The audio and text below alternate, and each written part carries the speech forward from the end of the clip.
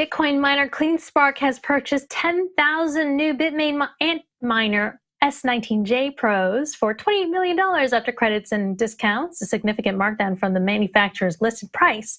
It's the latest in a number of moves by CleanSpark to grow during the bear market after buying contracts for 1,800 machines in June and over 1,000 rigs in July, expanding their reach to 5 exahash per second of hash rate by the end of the year.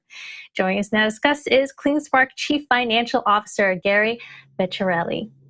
Welcome to the show, Gary. So you're expanding in a bear market. How is that possible? What's your secret? Well, thanks for having me, Christine. So the secret, I think, is really just good capital management, right? We had the option to enter in future contracts with Bitmain and other mining manufacturers early this year and late last year at the cost of over $100 a terahash. But as you see on today's announcement, we acquired these 10,000 machines for about $28 a terahash, which is a huge discount.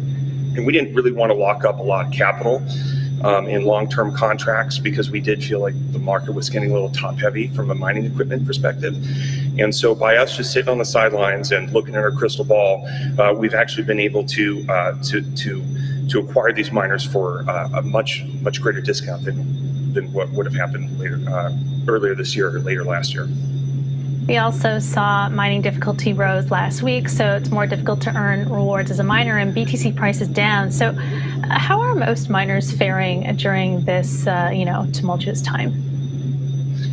Yeah, great question. So it's really this is all a game of scale, right? And we're one of the top 5 publicly traded miners right now. And we're seeing that there are some miners that didn't have good fiscal management that are having trouble. And that just creates opportunity for us. Because of our capital strategy, we're selling Bitcoin to help finance our growth as well as our operations. And some of our peers took on large amounts of debt, where they may have had some margin calls and had to sell some mandatory sales of their Bitcoin, or some of our peers were also reliant on issuance of stock. But for us, really, it's just about keeping our head down and making sure that we're efficient and profitable miners. I also just love your background. I'm just curious where you are, and is this part of your mining facilities? I know earlier this year you expanded operations in Texas as well. So, have you been able to take more advantage of the state and the benefits therein? Yeah, so this is not a virtual background. I'm actually here it's real. At our state. Yeah, it is real, yeah. So this is our state-of-the-art immersion facility in Norcross, Georgia, which is just north of Atlanta. Here, right behind me, we have about 8 megawatts operational of immersion cooling, and we have about 1,500 machines or so that are overclocked right now, up and hashing. This site's going to have an additional 12 megawatts that's going to come on within the next 6 to 8 weeks. And we'll have about 5,000 machines in total in immersion cooling when it's fully up and running.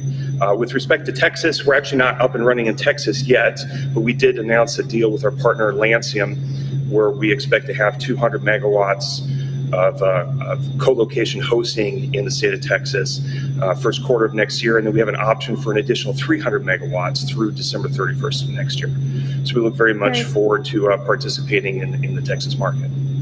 Very cool facility you have there. So another topic I want to touch on is Poolin. They're a mining pool, and they're responsible for about 10% of the BTC hash rate, and they've recently suspended withdrawals, citing liquidity issues. And according to a crypto research firm, Fundstrat, it's possible that they loaned custodial BTC for yield. And I wonder, you cited some troubles in the mining industry, and is this an example of just that?